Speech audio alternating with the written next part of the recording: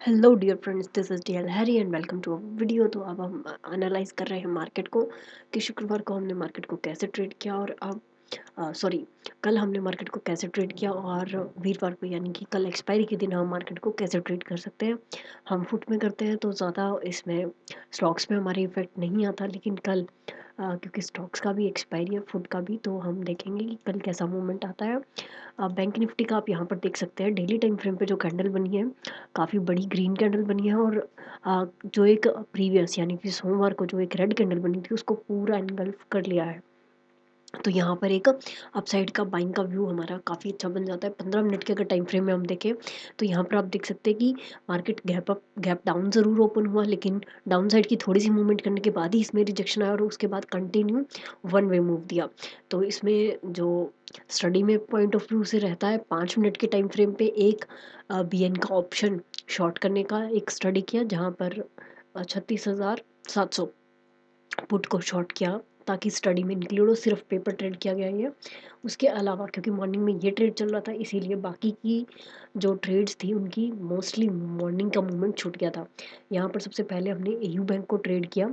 यहाँ पर AU bank को देख लेते हैं एनालाइज किस बिहाफ पे किया गया और कैसे इसको ट्रेड किया गया।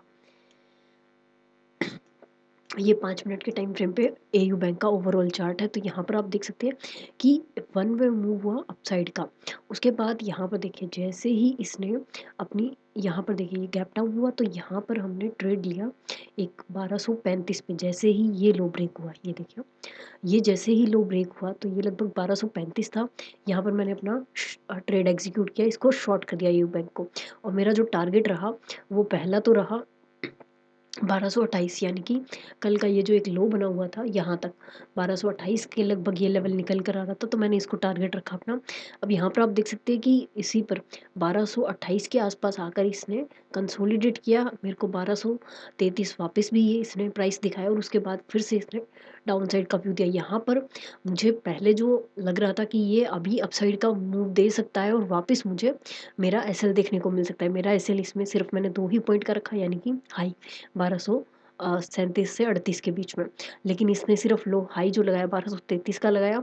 उसके बाद में वापस डाउन साइड की मूवमेंट करते हुए ये 1200 पहले गया 28 तक पूरा, और उसके बाद में लो को ब्रेक करता गया 1226 और फिर लो को ब्रेक करते हुए ये 1220 तक आया। तो यहाँ पर आप देख सकते हैं यहाँ पर जो लो लगाया वो 1217.90 का लगाया, लेकिन मैंने इसको 1220 पे एग्जिट किया। तो ये मुझे 15 पॉइंट्स मिले, यानी कि मोर देन 1%। तो ये मुझे काफ़ी अच्छा स्टॉक मिला। एक्सिस बैंक हमने रिकमेंड किया था कि अगर आपको मूवमेंट समझ में आता है तभी आप इसमें ट्रेड करेंगे, अदरवाइज आप इसको अवॉइड कर सकते हैं। तो यहाँ पर आप देख सकते हैं कि एक्सिस बैंक की जो पहली कैंडल बनी इनडिसीजन की थी, समझ में नहीं आ रहा था कि अपसाइड जाएगा या नहीं जाएगा, और रिजेक्शन भी ली। लेकिन इसमें अगर पहली कैंडल पर एंट्री होती तो वो थोड़ी जल्दबाजी वाली होती, बिकॉज यहाँ पर जब ये वापस डाउन आ रहा था प्राइस, ये आपको थोड़ा कंफ्यूज कर सकता था कि आपको इसे एग्जिट कर देना चाहिए या नहीं करना चाहिए। लेकिन उसके बाद सेकंड कैंडल जैसे ही फर्स्ट कैंडल के क्लोज को क्रॉस करती है, आप तुरंत अपसाइड का व्यू इसमें बना सकते हैं, बिकॉज RSI भी यहाँ पर 60 का सपोर्ट लेके क्रॉस कर चुका है।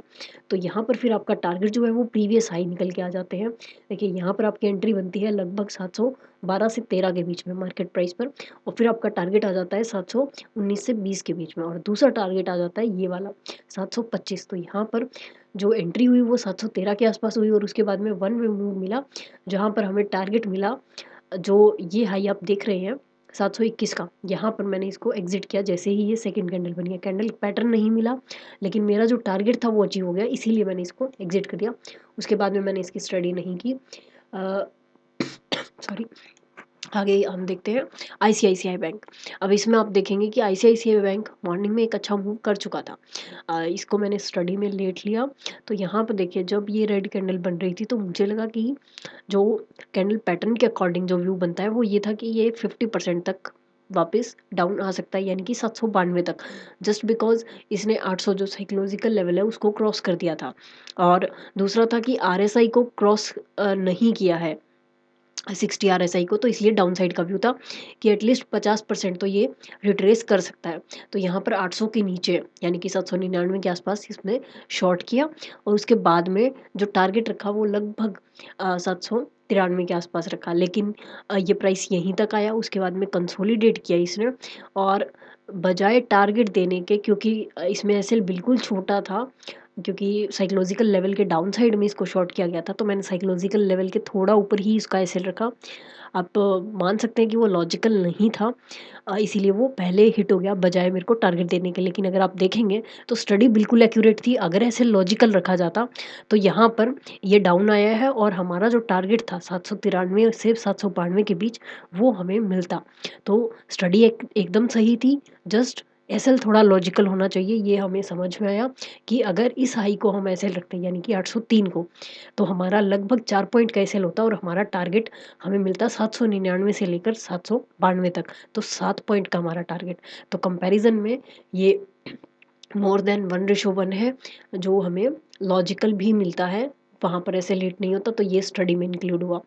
और इसी तरीके से जेएसडब्ल्यू स्टील, उसमें भी एक ऐसे हिट होने का रीज़न रहा। यहाँ पर जो एंट्री ली वो बिल्कुल लॉजिकल कहेंगे कि कैंडल पैटर्न के अकॉर्डिंग थी, क्योंकि कैंडल पैटर्न तब बन रहा था, लेकिन उसके बाद कैंडल कंफर्मेशन का वेट नहीं किया, इस वजह से वो एंट्री भी ऐसे देकर गई है।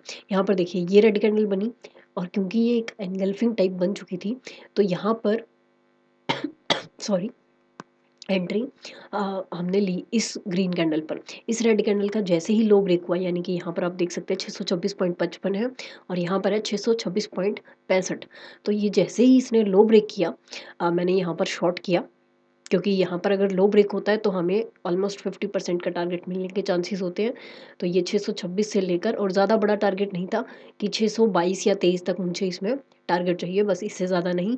तो जब टारगेट मेरा 3 पॉइंट का है, तो मेरा एसएल भी बिल्कुल छोटा ही रहेगा। तो मेरा एसएल बिल्कुल छोटा था इसमें, कि इस ग्रीन कैंडल का हाई ही मेरा एसएल होगा।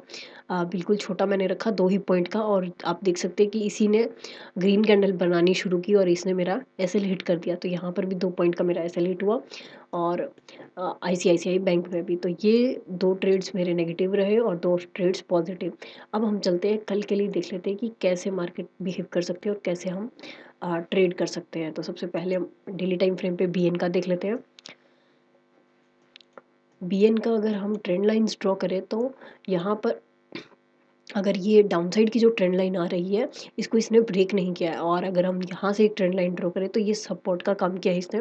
अप साइड से ये रेजिस्टेंस का काम कर सकता है, अगर यहाँ पर ये आकर रुकता है तो। अगर जो कल इसने अपना हाई लगाया, अगर ये इस हाई को ब्रेक करता है, तो ये ऑफ कोर्स इस जो अप साइड से ट्रेंड लाइन आ रही है यहाँ तक आ सकता है, और उसके बाद भी उसको क्रॉस करके ये हमें जो प्रीवियस एक हाई लगाया है यहाँ तक का टारगेट हमें दे सकता है, यानी कि ये ट्विज़र टॉप बना सकता है। और अगर उसको भी क्रॉस करता है, तो फिर इसके पास बड़ा टारगेट सीधा जो पहले प्रीवियस हाई लग चुका है वहाँ तक जाएगा, ये ऑल टाइम हाई तक। और अगर हम चलें स्टॉक्स की तरफ कि हम उन्हें ट्रेड कैसे कर सकते हैं, तो ये है एयू बैंक। एयू बैंक आप देख सकते हैं डेली टाइम फ्रेम पे आरएसआई 60 को क्रॉस करने वाला है। तो जैसे ही ये अपनी क्लोजिंग को क्रॉस करेगा, यानी कि 1250 को जैसे ही ये क्रॉस करेगा, यहाँ पर आरएसआई 60 को क्रॉस कर देगा, और हमें इसमें अपसाइड का मूवमेंट देखने को मिल सकता है। ये जो लाइन आप देख रहे हैं, ये 15 मिनट टाइम फ्रेम पे लगाई हुई है, क्योंकि अपसाइड मूवमेंट था, तो ये इस लाइन की रिस्पेक्ट करते हुए प्राइस अप जा रहा है। अब अगर ये अपनी क्लोजिंग को ही क्रॉस करता है, तो हमें अपसाइड के टारगेट देखने को मिल सकते हैं 1267 और फिर 1280 का। यहाँ पर आप एक अच्छा टारगेट ले सकते हैं। पहला टारगेट आप 1% का ही रखेंगे। अगर ये गैप अप ओपन होता है, तो हम वेट कर सकते हैं कि ये पहले आकर इस ट्रेंड लाइन को छुए और रीचेक करके फिर वापस जाए, तब हम इसी ट्रेंड लाइन के ऊपर ही प्राइस पर एंट्री डाल सकते हैं। तो मोर कन्फर्मेशन के साथ ही लीजिएगा। यहाँ पर भी देखिए आप RSI 60 को क्रॉस करने वाला है, तो कन्फर्म हो जाएगा जैसे ही अपने क्लोजिंग प्राइस को क्रॉस करेगा, तो हमें इसमें एक अच्छी एंट्री मिल सकती है। एक्सिस बैंक में अगर हम चलें, तो एक्सिस बैंक अभी एक कंसोलिडेशन जोन में है। जैसे ही ये इसे ब्रेक करेगा, तो ये हमें अप या डाउन साइड का एक टारगेट दे सकता है। अप साइड में अगर हम इसको इस तरीके से ड्रॉ करें, या आप इसे चैनल भी कह सकते हैं, कंसोलिडेशन में चैनल है अभी ये, इस चैनल में ये अभी ट्रेड कर रहा है। तो जैसे ही ये इसे ब्रेक करेगा, ये हमें अप साइड में टारगेट दे देगा। अभी आप अगर नॉर्मली देखेंगे तो ये पोल एंड फ्लैग का पैटर्न बन रहा है। आरएसआई ने हमें डाउन का सिग्नल ज़रूर दिया है, लेकिन अगर ये इसी जोन में ट्रेड करता है तो यहाँ पर आरएसआई 60 का सपोर्ट लेकर हमें अपसाइड भी ब्रेक दे सकता है। और अगर ये डाउन साइड में ब्रेक करता है तो हमारा पहला टारगेट इस कैंडल का हाई यानी कि 730 का रहेगा। और अपसाइड में अगर हम टारगेट देखें तो हमारे पास प्रीवियस टारगेट जो आ रहे हैं, आप देख सकते हैं कि ये यहाँ पर आकर रुका है। इसको थोड़ा और बड़े लेवल पे कर लेते हैं ताकि हमारे पास टारगेट्स अच्छे निकल कर आए। अभी देखिए ये यहाँ पर ट्वीज़र टॉप बना रहा है। अगर ये रिजेक्शन लेता है तो ये हमें वापस ले आएगा पहले 739 तक और उसके बाद में 730 के लेवल तक। और अगर ये अपसाइड में ब्रेक करता है तो इसके पास जो स्ट्रॉन्ग लेवल है वो 765 का है, लेकिन उससे पहले ये रुक सकता है 758 पे और उसके पहले 756 पे। तो इस तरीके से लेवल्स हम निकाल सकते हैं कि ये कितने कितने लेवल तक जाकर रुक सकता है। हमारे टारगेट्स पहले हम 1% का रख सकते हैं, उसके बाद जो लेवल्स हमें शो होते हैं प्राइस में वहाँ तक। इसके बाद आप देखिए आईसीआईसीआई बैंक अभी कंसोलिडेशन जोन में है बिल्कुल, तो इसको आप अवॉइड ही करें तो अच्छा है ताकि आप एक गलत ट्रेड लेने से बच सकें। तो यहाँ पर हम इस जोन को ट्रेड नहीं करेंगे अगर मार्केट इसी जोन में ओपन होती है तो। लेकिन अगर वो इसको ब्रेक करती है और इन लाइंस को चेक कर लेती है तो हमें बहुत अच्छा कंफर्मेशन मिल जाएगा और हमारे टारगेट्स अपसाइड के लिए निकल कर आएंगे। सबसे पहले यहाँ पर आप प्राइस देख सकते हैं 803 का है, तो हम 1% का रखेंगे तो ये लगभग 810 से 811 का हो जाएगा, जहाँ पर आप देख सकते हैं कि प्रीवियस हाई भी है। और अगर ये लो को ब्रेक करता है यानी कि 800 जो कि साइकोलॉजिकल लेवल है, तो ये वापस से हमें 791 तक का मूव दिखा सकता है। उसके बाद हमारे पास है जेएसडब्ल्यू स्टील। जेएसडब्ल्यू स्टील यहाँ पर आप देख सकते हैं कि सोमवार को पूरा डाउन रहा और कल इसमें अपसाइड का मूव आया। तो अभी भी इसमें अपसाइड का मूव आ सकता है। अगर आप आरएसआई को देखेंगे तो यहाँ पर 40 सपोर्ट लेगा। अगर ये इसी प्राइस के आप में जाना शुरू करता है, क्लोजिंग देता है वो 628 के ऊपर ही रहता है, तो ये हमें वापस अपसाइड में ले जाएगा 637 तक और उसके बाद 640 से ऊपर के हम टारगेट्स देख पाएंगे इसमें। तो वहाँ पर आरएसआई 40 का सपोर्ट लेगा और अपसाइड का ही मूव रखेगा। लेकिन अगर ये अपने लो को ब्रेक करता है तो आरएसआई भी 40 डाउन आ जाएगा और फिर डाउन साइड में हमें 618 का टारगेट देखने को मिलेगा। तो आज के लिए इतना ही फ्रेंड्स, मिलते हैं नेक्स्ट वीडियो में। Till then thank you and happy trading.